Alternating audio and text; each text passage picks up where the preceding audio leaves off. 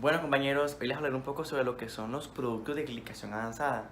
Primero que todo vamos a hablar un poco sobre lo que es su definición, su formación, su absorción y cómo es su influencia dentro de enfermedades como son la diabetes, las retinopatías, nefropatías, entre otros.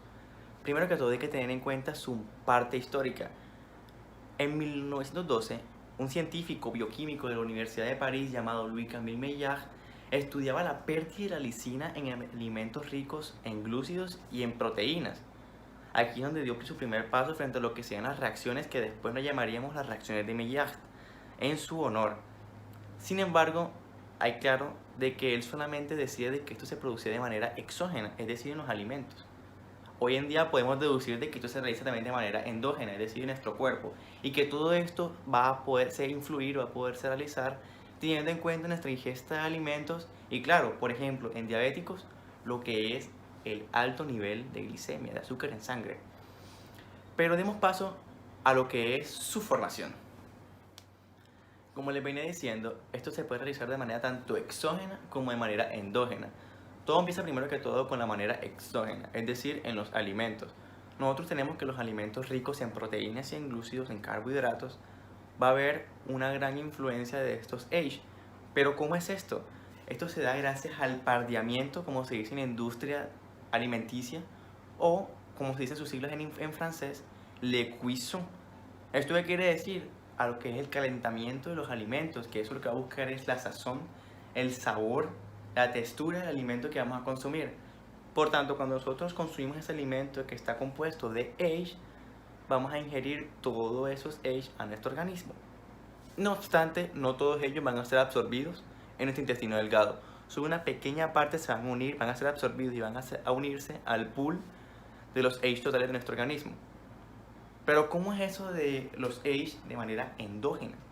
Los H de manera endógena van a tener en cuenta, se van a realizar teniendo en cuenta la cantidad de glicemia en sangre. ¿Y por qué esto?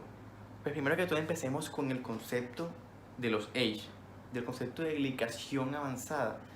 Primero que todo tenemos de que la glicación es la modificación posttraduccional que sufren las proteínas en su grupo amino terminal debido a una reacción entre el grupo carbonilo de un azúcar reductor, por ejemplo la glucosa, con el grupo amino terminal de una proteína, por ejemplo la lisina. Aquí vamos a conocer este proceso como se llama, como decía anteriormente, la reacción de Maillard.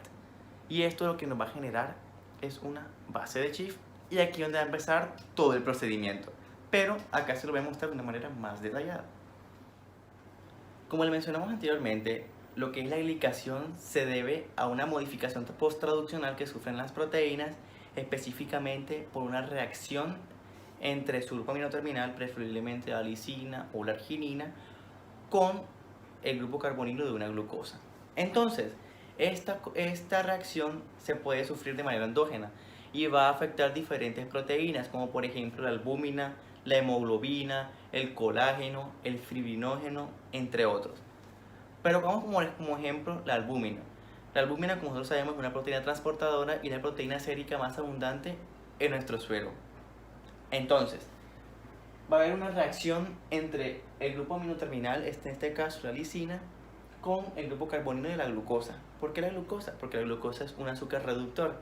Y como nosotros sabemos, en la absorción de carbohidratos, aquel carbohidrato que se va a absorber después de la alimentación, de la ingesta de alimentos, van a ser los monosacáridos, donde hay excesivamente glucosa, porque nosotros también encontramos fructosa y galactosa.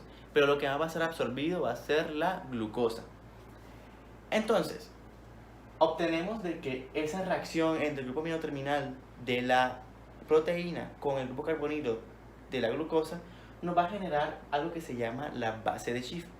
Esto, al ser un compuesto algo inestable, lo podemos recibir como un compuesto o una reacción reversible.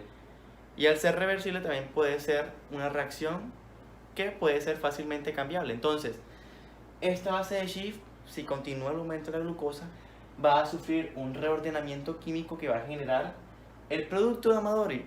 Este producto de Amadori, al ser un paso un poco más avanzado, se le considera aún ligeramente reversible, puesto de que aún no es un H. Estos tres pasos, tanto la parte 1 de la reacción de Maillard como la base de Schiff y el producto de Amadori se le conocen como los EGA, que son los Early Glycation Adducts, los aductos primeros de glicación. Por tanto, aún son reversibles. En estos productos de Amadori vamos a encontrar ejemplos muy importantes como por ejemplo la hemoglobina glicosilada, la fructosamina. La hemoglobina glicosilada de hecho es un factor fundamental a la hora de tener en cuenta el control glicémico. ¿Y por qué esto? Porque estos van a tener un valor normal que al verse alterado podemos deducir fácilmente de que el paciente puede llegar o puede estar sufriendo una diabetes. Entonces, este producto de Amadori va a estar caracterizado por enlaces cetoamina, si bien podemos ver una cetona y un grupo amino. Si el nivel de glicemia continúa, esta reacción, esta formación de H va a continuar, puesto que hasta este punto no tenemos H, pero si la hiperglicemia continúa, se van a seguir formando. Y estas reacciones que hasta este momento son reversibles, se van a convertir en irreversibles. Es decir, a partir de este paso vamos a encontrar una irreversibilidad de las reacciones. Entonces acá podemos tomar dos caminos. Puede continuar, persistir la hiperglicemia o puede moderarse. Si hay una moderación de la glicemia, lo que puede generar es que continúen estos productos de Amadori, pero estos pueden transformarse en agentes violentamente oxidantes, lo cual tampoco es tan bueno. Si continúa la hiperglicemia, vamos a pasar a formar los H. Entonces, tomemos la formación de los H que continúe la hiperglicemia. Pero antes de eso hay que tener en cuenta, hay que tener en claro otro procedimiento fundamental dentro de esta formación. Nosotros sabemos de que cuando nosotros consumimos alimentos y estos son absorbidos, por ejemplo los carbohidratos, la glucosa exactamente va a pasar por medio de un ciclo que se llama la glucólisis. En otras palabras, se da a lo que es la degradación de la glucosa a piruvato y que este piruvato pueda continuar hacia el ciclo de los ácidos tricarboxílicos y continuar con este proceso de oxidación para producir o para la producción de ATP o de energía. Sin embargo, cuando hay un alto índice de glicemia en sangre, es decir, una hiperglicemia, esta glucólisis va a tener unos metabolitos un poco desfavorables para nuestro organismo que no pueden continuar este ciclo y que van a coger otras vías. Entonces, por ejemplo, la glucosa, cuando hay un alto índice de glicemia en sangre, la glucosa puede tener dos vías. Puede tener la glucólisis o la vía del poliol o del sorbitol. Entonces, primero que todo, digamos que la glucólisis. Cuando la glucosa entra a la glucólisis, primero que todo, tengamos en cuenta lo que es el paso 4, es decir, la interacción con la aldolasa. Entonces, esta aldolasa lo que va a generar son dos productos. Va a generar un gliceraldehído 3-fosfato y una dirosacetona fosfato. Estos dos intermediarios de la glucólisis de estos dos productos se pueden convertir a metilglioxal. Y este metilglioxal es un precursor fundamental de los H, puesto que este es un compuesto oxidativo, es un compuesto formador de los H. Por suerte tenemos un tripéptido que es fundamental a la hora de tener en cuenta los valores antioxidantes y antitoxificantes. Destoxificantes, entonces hablaremos de la glutatión. Este metilglioxal, al tener contacto con la glutatión y de enzimas como por ejemplo la glioxilasa 1 y la glioxilasa 2, va a generar un compuesto que se llama el D-lactato. Ustedes recordarán que el lactato se puede convertir a piruvato por medio de lactato deshidrogenasa. No obstante, nosotros los mamíferos tenemos la L-lactato deshidrogenasa, no D-lactato deshidrogenasa. Por tanto, este D-lactato va a ser difícilmente convertible a piruvato. Pero nosotros tenemos una enzima a nivel del tracto digestivo que se llama la 2-hidroxiácido deshidrogenasa, la cual puede convertir este D-lactato a piruvato. He ahí la importancia de la glutatión dentro del proceso de destoxificación del metilglioxal. No obstante, empecemos y digamos de que esta glucosa coja la vía del poliol, vaya por la vía del sorbitol. Entonces, va a suceder de que esta glucosa va a pasar por una enzima que se llama la aldolasa reductasa, y va a utilizar dos cofactores. Primero que todo, va a oxidar el glutatión hacia su forma oxidada y va a oxidar el NADPH a NADP. Finalmente, esta reacción lo que nos va a generar es un sorbitol. Ese sorbitol, digamos que ya se encuentra en cantidades exorbitantes, en cantidades elevadas, exageradamente elevadas. Esto lo que va a permitir es que haya una continuación de este proceso. Por tanto, este sorbitol va a pasar por una enzima que se llama la sorbitol deshidrogenasa, la cual lo que busca tiene como cofactor una regeneración, una reducción de NAD a NADH y nos va a generar una fructosa, la cual la fructosa nos puede generar un glioxal. Este glioxal es otro precursor fundamental a la hora de formar los Age. Entonces, ¿qué va a suceder? Por ejemplo, cuando hay unas cantidades exorbitantes de sorbitol, va a haber una generación fundamental de fructosa. Entonces, esto es lo que va a generar, al ver mucha formación de glucosa y de fructosa, perdón, y al haber mucha formación o regeneración de NADH, lo que va a generar es que se activa una enzima que se llama la NADH oxidasa y que se pierde el poder reductor de este cofactor, lo cual es un ciclo vicioso. ¿Por qué? Porque primero que todo, en la reacción de la aldosa reductasa, la oxidación del NADPH a NADP va a generar peróxido de hidrógeno.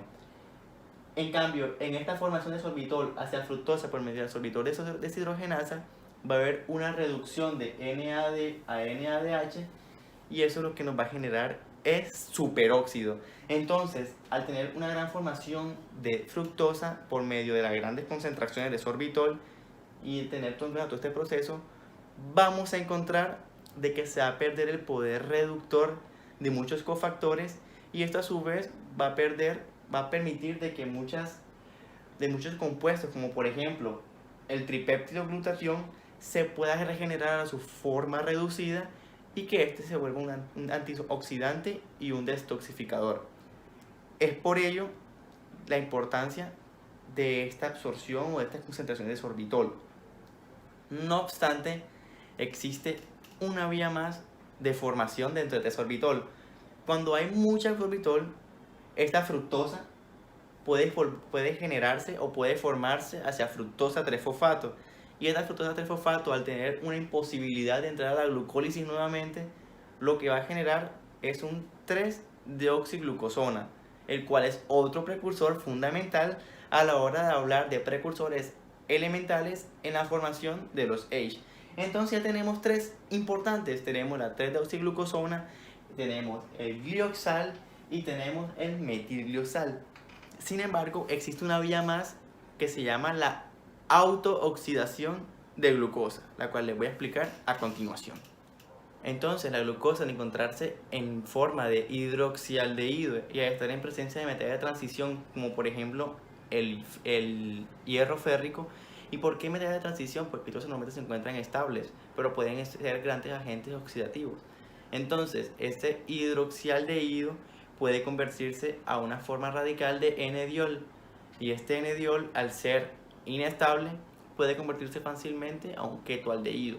Y ese ketoaldehído va a generar, primero que todo, peróxido de hidrógeno, ion superóxido, ion hidroxilo. Es decir, que vamos a estar ante grandes agentes oxidantes. Y finalmente, este ketoaldehído también se le puede considerar glioxal o metilglioxal. Entonces aquí encontramos finalmente todas estas formas precursoras de los Age.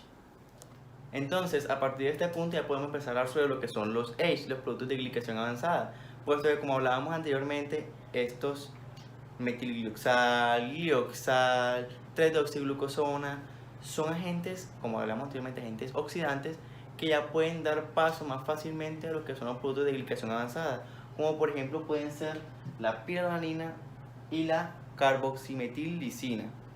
Entonces, si queremos hablar un poco de una fase un poco más avanzada, va a haber fusiones entre ellos mismos que van a generar puentes como son los puentes GOL, los puentes DOL, los puentes MOL, que son puentes entre proteínas. Y al ser una fase un poco más avanzada, un poco más dañina, esto lo que va a generar son daños irreversibles dentro de las estructuras terciarias y cuaternarias de las proteínas. Entonces, ¿qué son estos puentes? Estos puentes son dímeros de metilglioxal-lisina, dímeros glioxal-lisina y dímeros de oxiglucosona-lisina.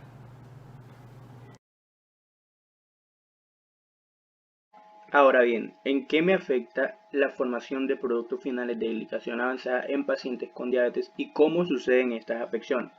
Para entender eso, primero debemos hablar de los receptores.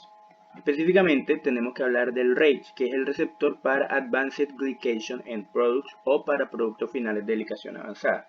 Este es un receptor multiligando que hace parte de la superfamilia de las inmunoglobulinas y se encuentra expresado en una amplia gama de células como pueden ser neutrófilos, cardiomiocitos, neuronas, macrófagos, linfocitos, células dendríticas, entre otras, como por ejemplo células endoteliales. Estos receptores no reconocen secuencias de aminoácidos, sino que reconocen estructuras tridimensionales, entre las que además de los productos finales de glicación avanzada se encuentran otros grupos de proteínas, como las proteínas de alta movilidad del grupo de caja 1, las proteínas del grupo S100, como se observa en el ejemplo que está acoplado al receptor una proteína S100B,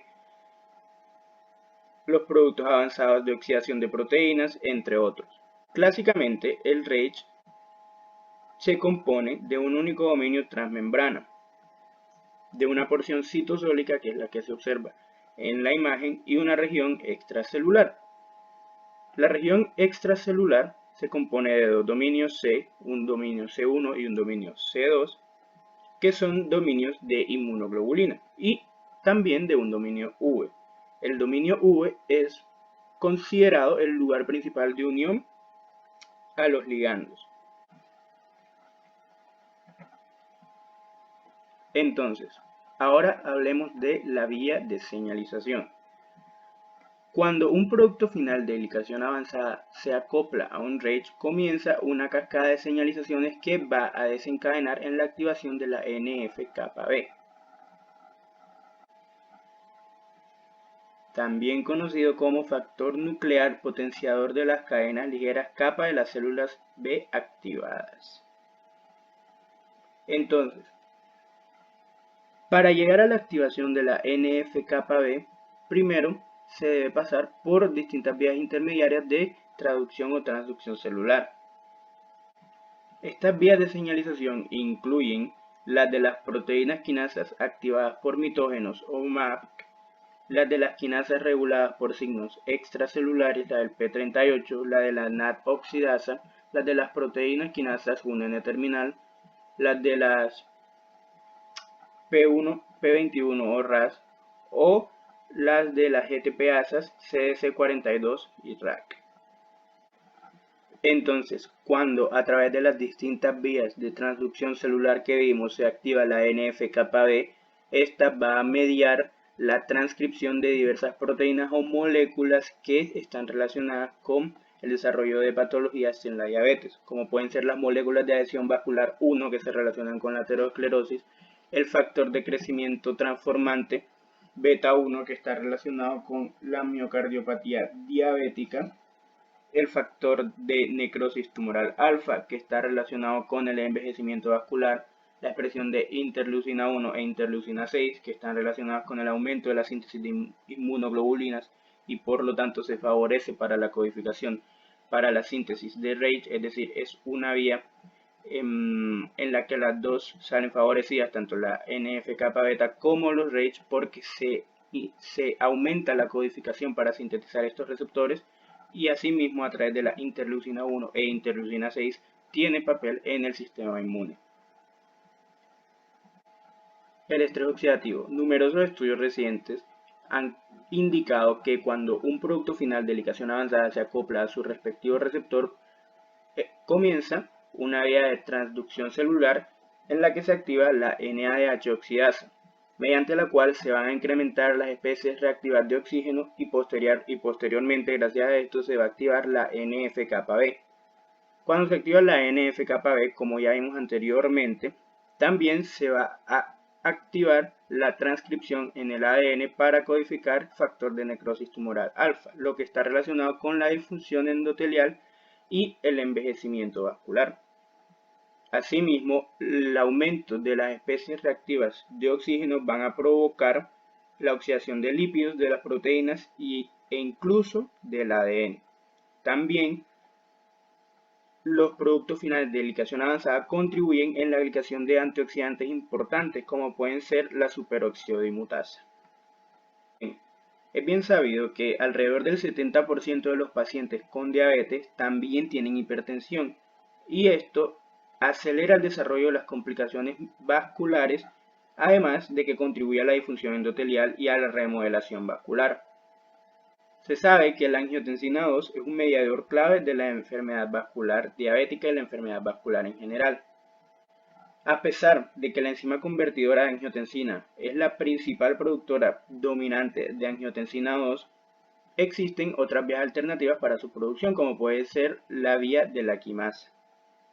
La vía de la quimasa, de hecho, es la responsable de hasta el 80% de la producción local de angiotensina 2 en las arterias coronarias. Y su expresión está caracterizada más que todo en los mastocitos. Entonces, ¿cómo se relacionan los productos finales de ligación avanzada con esto? Lo que pasa es que cuando un producto final de ligación avanzada se acopla a su respectivo receptor, tienen la capacidad de inducir la expresión de la quimasa vascular a través de la vía de señalización por RAGE ERK1, que ya se mencionó anteriormente. Cuando se aumenta la expresión de la quimasa vascular, también se va a aumentar la producción de angiotensina 2 y, por lo tanto, como esta es un mediador importante de la hipertensión, se va a provocar hipertensión o puede desencadenarme una hipertensión, lo que me va a llevar a complicaciones vasculares y a la disfunción endotelial. Ahora, en el corazón, alrededor del 30% de las células que lo conforman son células endoteliales y fibroblastos, así como también células musculares lisas-vasculares, siendo los fibroblastos los más importantes en el mantenimiento de la homeostasis entre este grupo de células y la matriz extracelular cardíaca. Por lo tanto, desempeñan un papel importante en las patologías que relacionan a la matriz extracelular del corazón. Entonces, cuando un producto final de ligación avanzada se acopla a un receptor, se activan múltiples vías de transducción intracelular, como ya se mencionó anteriormente. Específicamente en este caso, la activación de la vía del P38, de la RK1 o 2, del NF-κB, que es una consecuencia de la activación de las demás, y de la proteína quinasa un N-terminal, todas van a conducir a la expresión del factor de crecimiento transformante beta 1, el cual me va a promover la síntesis de colágeno tipo 3, tipo 4, tipo 5, tipo 6 de laminina y fibronectina en la matriz extracelular cardíaca. Asimismo, los productos finales de ligación avanzada me van a alterar las propiedades de estos componentes que el factor de crecimiento transformante beta 1, los cuales fueron promovidos por el factor de crecimiento transformante beta 1. Al alterar las propiedades de estos componentes se va a inhibir su degradación. Y así, estas dos funciones en conjunto me van a alterar la comunicación entre los fibroblastos y la matriz extracelular, causándome rigidez cardíaca y conduciéndome a la miocardiopatía diabética.